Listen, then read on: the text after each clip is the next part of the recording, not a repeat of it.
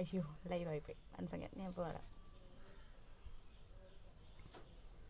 എടി മറിച്ചിടരുത് കേട്ടോ.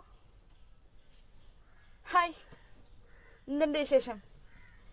ഇവിടെ നമ്മുടെ ശശികല പറഞ്ഞ കുറച്ച് വിഷയങ്ങളെ കുറിച്ചിട്ട് ഞാൻ പ്രതികരിച്ച ഒരു പോസ്റ്റ് ഇട്ടപ്പോഴേക്കും വളരെ കൂടുതൽ സംഖ്യചേട്ടന്മാർ വന്നിട്ട് എൻ്റെ അപ്പനും അമ്മയ്ക്കും എൻ്റെ മുത്തച്ഛനും മുത്തച്ഛൻ്റെ മുത്തച്ഛനും കുഴിമാടത്തിൽ കിടന്ന കുറേ ആൾക്കാരെയൊക്കെ വിളിച്ച് എന്നെ കാണിച്ചു തന്നതിൽ വളരെയധികം സന്തോഷം.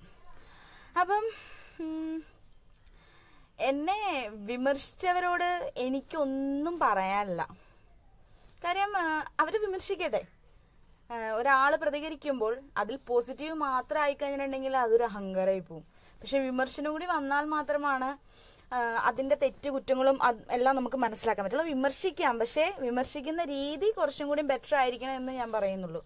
എന്ന് വെച്ചാൽ ഞാനും അത്ര എന്താ പറയാ വളരെ മാന്യമായിട്ടൊന്നും അല്ല ഞാൻ സംസാരിച്ചത്. എന്റെ വായിൽ നിന്ന് വന്നത് ശരിക്കും ശശികലനെ ഞാൻ പറഞ്ഞിട്ടുണ്ട്, പറയാതിരുന്നിട്ടില്ല.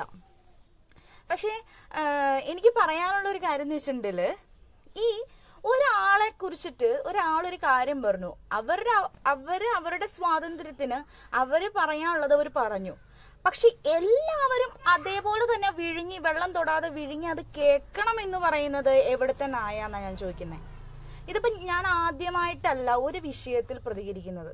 ഞാൻ പല വിഷയങ്ങളിലും പ്രതികരിച്ചിട്ടുണ്ട്. ഞാനൊരു കമ്മ്യൂണിസ്റ്റ് പ്രസ്ഥാനത്തിന് വിശ്വസിക്കുന്ന ഒരു വ്യക്തി കൂടിയാണ്. പക്ഷെ എന്റെ പ്രസ്ഥാനത്ത് നടക്കുന്ന പ്രശ്നങ്ങൾക്കെതിരെയും ഞാൻ വിമർശിക്കുന്നുണ്ട്. എന്ന് കരുതി ഒരാള് ചെയ്യുന്ന കാര്യം അവര് പറഞ്ഞത് അത് തൊടാതെ നമ്മൾ വിഴുങ്ങണം എന്ന് പറഞ്ഞാൽ ഈ കേരളത്തിൽ, ഈ കൊച്ചു കേരളത്തിലെ മനുഷ്യർക്ക് സാധിക്കില്ല. അത് ഞാൻ 100% ഞാൻ പറയുകയാണ്. ചാടിക്കേറി അപ്പനും അമ്മയ്ക്കൊക്കെ വിളിക്കുന്ന ചേട്ടന്മാരോട് ഞാനിപ്പോ എന്താ പറയാ? എനിക്കൊന്നും പറയാനില്ല. കാര്യം അവർക്കൊന്നും അത് ഇല്ലാന്നിട്ടായിരിക്കാം ചിലപ്പോ എന്റെ അച്ഛനമ്മനെ വിളിക്കട്ടെ. ഒരു ചേട്ടൻ ഇപ്പോ എനിക്ക് ഒരു കഥ എഴുതാൻ പോണ്, ഇന്ദുജയുടെ രാസലീലകൾ. വളരെയധികം സന്തോഷമുണ്ട്. അപ്പൊ ചേട്ടൻ പറയാണ് പേരിടുക, ഞാൻ ഇന്ദുജയുടെ രാസലീലകൾ എന്ന് പറഞ്ഞൊരു ബുക്ക് ഇറക്കാൻ പോവുകയാണ് എന്ന് പറഞ്ഞു. ഞാൻ പറഞ്ഞു ഓക്കെ, ബുക്ക് ഇറക്കിക്കോ, എനിക്കൊരു കുഴപ്പമില്ല. എന്റെ പേര് മാത്രമല്ല ഇന്ദുജ എന്നുള്ളത്, അല്ലെങ്കിൽ ഇന്ദുജ പ്രകാശ് എന്നുള്ളത് എന്റെ പേര് മാത്രമല്ല. പിന്നെ എന്റെ അമ്മയുടെ പേര് ചോദിച്ചു, എന്റെ ചേച്ചിയുടെ പേര് ചോദിച്ചു, എല്ലാവരുടെയും പേരും പറഞ്ഞു കൊടുത്തു, എന്റെ അഡ്രസ്സും ഞാൻ പറഞ്ഞു കൊടുത്തു. ഇനി ഞാൻ പറയാം, എന്റെ അമ്മയുടെ പേര് ഗീത എന്നാണ്, എന്റെ ചേച്ചിയുടെ പേര് സിന്ധു എന്നാണ്, എന്റെ അച്ഛന്റെ പേര് പ്രകാശ് എന്നാണ്.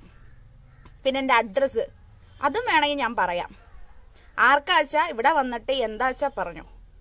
ഞാൻ എന്റെ വ്യക്തിത്വമാണ് അവിടെ കാണിച്ചത്. അല്ലെങ്കിൽ എനിക്ക് അത് തെറ്റായിട്ട് തോന്നിയ ഒരു കാരണത്താലാണ് ഞാൻ പ്രതികരിച്ചത്.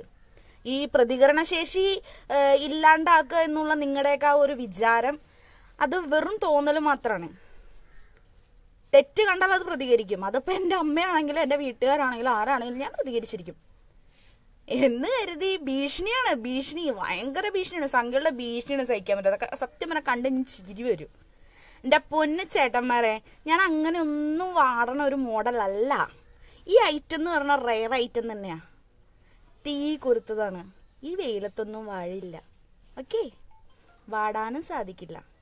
കാര്യം അതിൽ കൂടുതൽ ഒരു ചേട്ടനോട് ചോദിച്ചു, നിനക്ക് ഭയങ്കര ജീവിത പരിചയം ഉണ്ടോന്ന്. ജീവിത പരിചയം എന്ന് പറയുന്നത് 60 വയസ്സ് വരെയും ജീവിച്ചാൽ മാത്രം ജീവിത പരിചയം ആകില്ല. ഓരോ സാഹചര്യങ്ങളാണ് നമ്മളെ ജീവിത പരിചയം എത്രത്തോളം ആക്കുന്നതെന്ന് മനസ്സിലാക്കുക. എനിക്ക് ഇത്രയ്ക്ക് പറയാനുള്ളൂ. ഇത് എൻ്റെ സുഹൃത്തുക്കൾക്ക് വേണ്ടിയിട്ടാണ് ഞാൻ ഏറ്റവും കൂടുതൽ നന്ദി വേണം. കാര്യം ഞാൻ ചെയ്യുന്ന കാര്യങ്ങൾ തെറ്റുണ്ടെങ്കിൽ അവർ തെറ്റെന്നും പറയുന്നുണ്ട്, ശരിയുണ്ടെങ്കിൽ ശരിയായിട്ട് കൂടെ നിൽക്കുന്നുമുണ്ട്. പിന്നെ വിമർശിക്കുന്ന ചേട്ടന്മാരോട് സ്വസ്വാഗതം. നിങ്ങൾ വിമർശിച്ചോളൂ, എത്ര വേണമെങ്കിലും വിമർശിച്ചോളൂ, എനിക്ക് കുഴപ്പമില്ല. അച്ഛനമ്മയ്ക്ക് വിളിക്കേ, എൻ്റെ അപ്പൂപ്പനെ വിളിക്കേ, ആർക്കാച്ചാ നിങ്ങൾ വിളിച്ചോ, എനിക്ക് ഒരു കുഴപ്പമില്ല. നിങ്ങൾക്കൊന്നും ഇല്ലാത്ത ആൾക്കാരല്ലേ നിങ്ങൾക്ക് വിളിക്കാൻ പറ്റുള്ളൂ. നിങ്ങൾ വിളിച്ചോളൂ, ഇഷ്ടം പോലെ വിളിച്ചോളൂ. ഓക്കെ, ശരി എന്നാ.